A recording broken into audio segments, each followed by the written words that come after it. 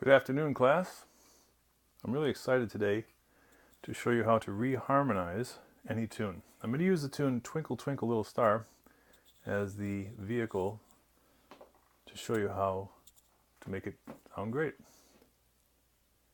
Some of you might say, well, why Twinkle Twinkle? It's such a simple song. Well, if we can make a simple song sound jazzy, sound wonderful, beautiful, with great lush harmonies, imagine what you can do with a pop song or a jazz song like Misty or Smoke It's in Your Eyes, Fly Me to the Moon, any of the great popular standards, American songbook standards.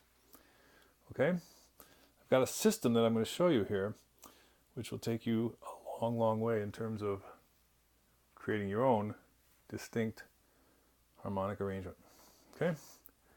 So, basically, if we look at Twinkle Twinkle Little Star with basic chords,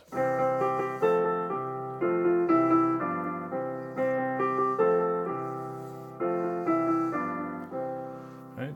That's kind of the basic starting point. And we're going to learn how to go all the way from there to this, something like this.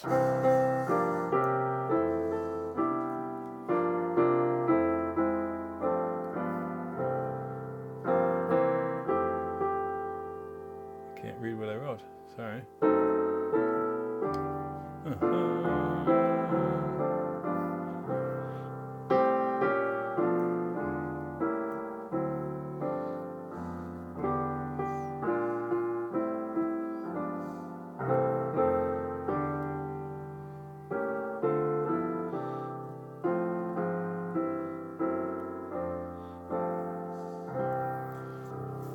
That's just one example of how we can reharmonize and make this song into a, well, that's not a song, piece.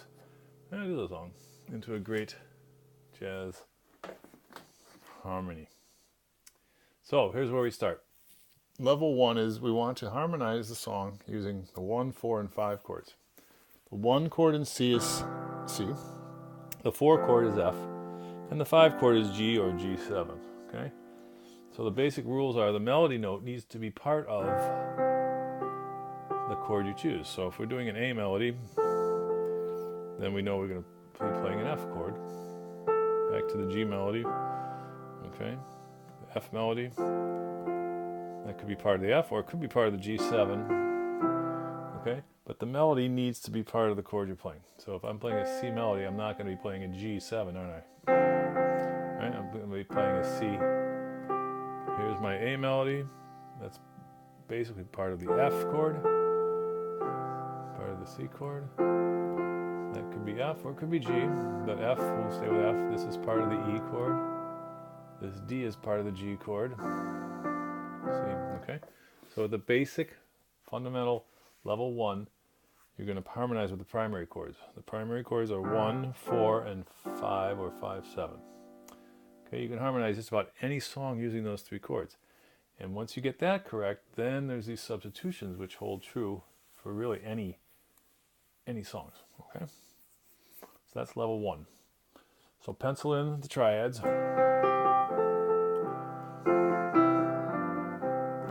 Play the chords basically closed.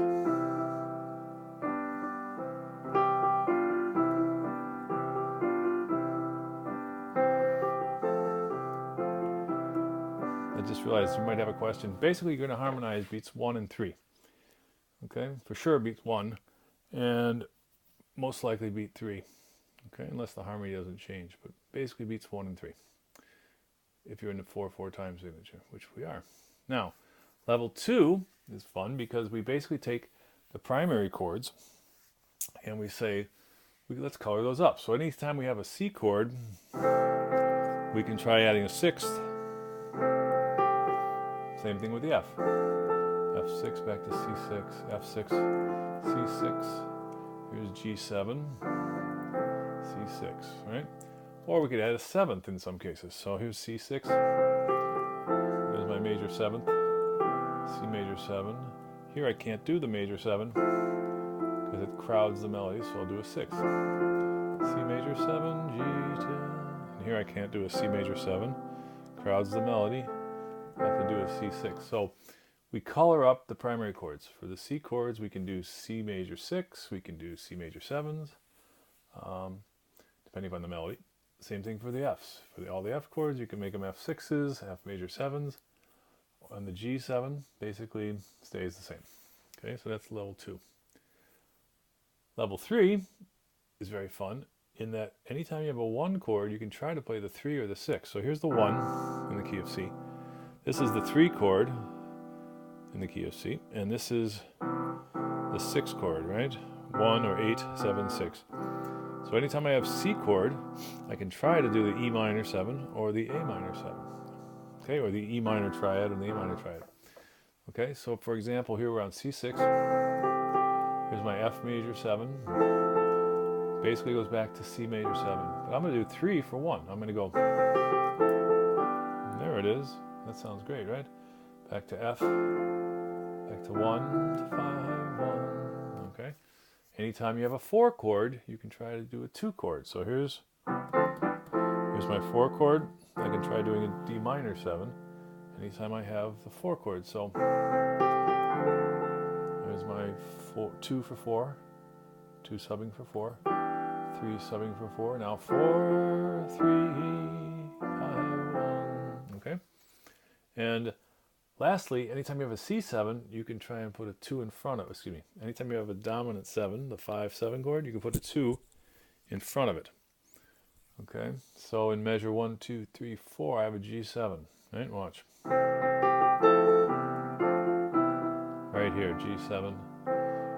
Okay, so I can push that G7 over and do a 2 in front of it.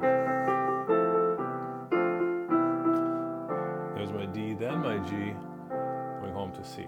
Okay, so the basic rules for level 3 are 3 and 6 for sub for 1. 2 can sub for 4, and you can try and put a 2 in front of a 5 almost always. Okay. Now level 4 is really fun in that we get into working backwards on the circle of fifths to a target chord. So, for example, let's say I have F major 7 in the second measure. Here we go. C6. Here's my F major 7. I can try and do a 5. In other words, work backwards on the circle. If this is my target, we know circle moves down by fifth, so C would precede an F. So C7 wants to go to F, so I can try a C7. Right here, C7 works beautifully into F. Alright? And then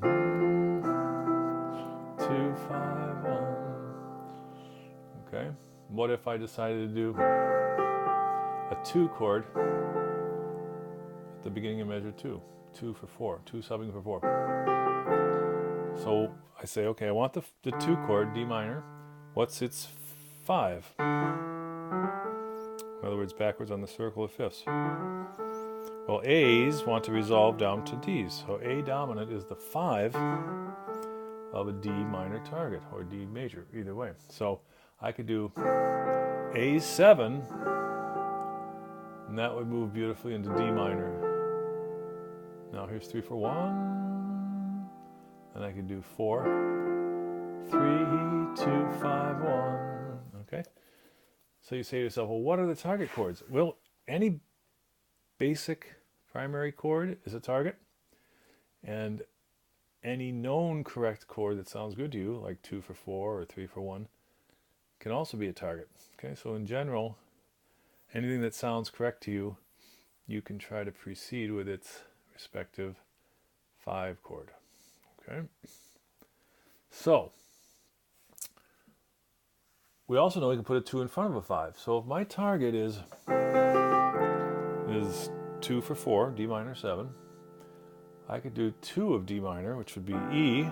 Then I could do the 5, and then going home to D. So let's try that. Here's 2 of D, 5 of D, D. Sounds great.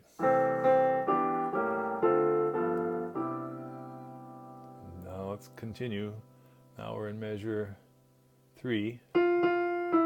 This is a C chord, usually. So it goes. What if I did 6 for 1? That'd be A minor, right? Let's try that. 2, 5 of D minor, which is the new 2, 5 of C. Now my target is at A minor, so I could go 5 up on A and do E dominant. Sounds great. There's my A minor. Now my 2, 5, 1. Okay, so we really haven't even gotten into coloring up all of these 2 5s, but the basic concept is I'm going toward D minor, so I'm going to do 2, 5 of D minor. Now I'm going to A minor, so I'm going to do 2, 5 of A minor, and then 5 of my D minor, 5 of my 1, 5 of my target. Okay, so these are really, really important concepts, and there's not a lot of them. There's 3 or 4, and you'll be on your way to reharmonizing great songs with great new harmonies that you basically won't be able to buy in a fake book. Okay, so basically I'm trying to teach you how to fish, not just to give you a fish. So if you are interested in getting one of these arrangements from me or any of my other 4,300 arrangements, just email me.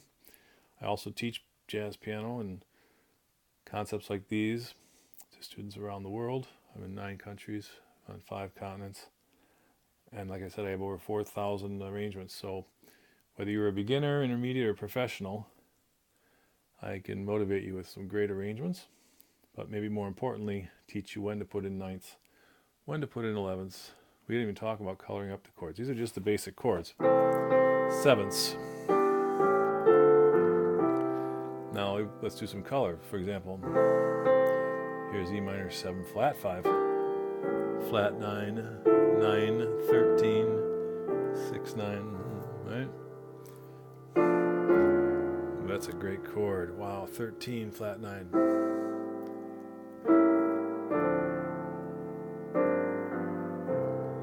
Okay, so again, it's very important though that we build up from a strong foundation. Right? Your house is only as stable as your foundation. So get those primary chords rock solid, pencil those in. Then above that, do your color up with 6s and 7s, those primary chords. Then substitute for those. Try subbing for them, right? 3 or 6 for 1, 2 for 4, and 2 in front of a 5. Okay? Then, when you've got those where you want them, back into those with their respective 5 chords. And then if you have time in the measure, do a 2-5 into that target. And that'll take you a long, long way. And then we add 9s, 11s, and 13s, all of which I'll show you. So again, if you're interested in more lead sheets or lessons, or just want to talk some theory, just get a hold of me. Go to my website. My website's pianoweb, one word, pianoweb.com. Just fill out the contact page, and I'll be happy to get back to you. Okay, have fun applying these principles.